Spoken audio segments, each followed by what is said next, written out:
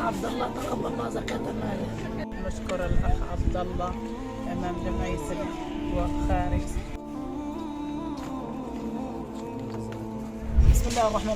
Bismillahirrohmanirrohim. Bugun 2025-yil 24-sentyabr, haftaning chorshanba kuni. Allohning fazli marhamati va Abdulloh birodarimizning G'azoda qochqinda qolgan va nohaq o'z uylaridan chiqarilgan insonlarga 5000 AQSh dollar muborak yordamlarini tarqatamiz. Allohdan birodarimiz Abdullohning ihsonlarini qabul qilishligini va eng yaxshi ajr bilan mukofotlashligini va bundan-da xayrli ishlarga Allohning o'zi muvaffaq qilishligini so'raymiz.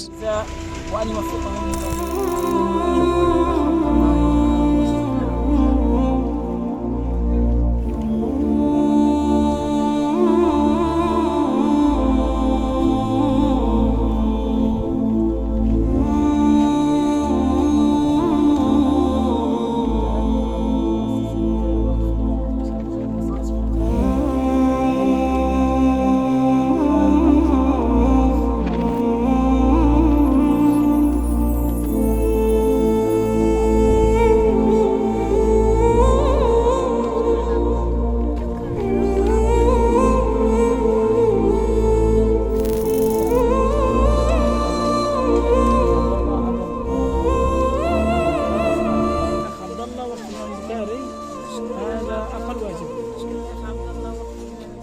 قدمها تبرك من أخ عبد الله وكفر من البخاري فنسأل الله أن يتقبل منه. هذا أقل الواجب المقدم لكم.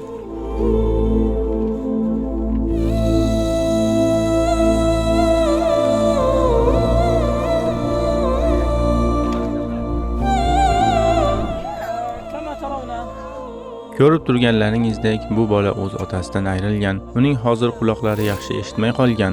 Bu qo'limizda turgan apparat bor, lekin u ham ishlamay qolgan. Buning sababi dushmanning zarbalari sababli va elektr energiyasining yo'qligi va zaryadlash nuqtalari uzoq bo'lganligi uchundir. Shu bois saxiy birodarlarimizga murojaat qilamizki, ushbu bolaning ehtiyojlarini ta'minlashga yordam beringlar. Alloh sizlardan rozi bo'lsin.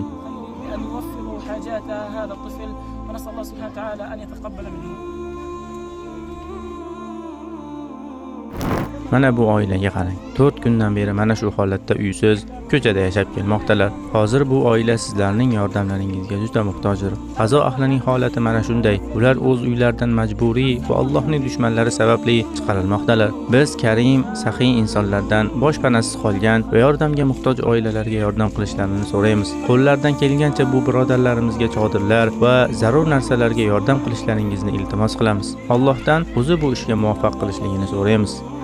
سبحانه وتعالى أن يعينهم على ذلك.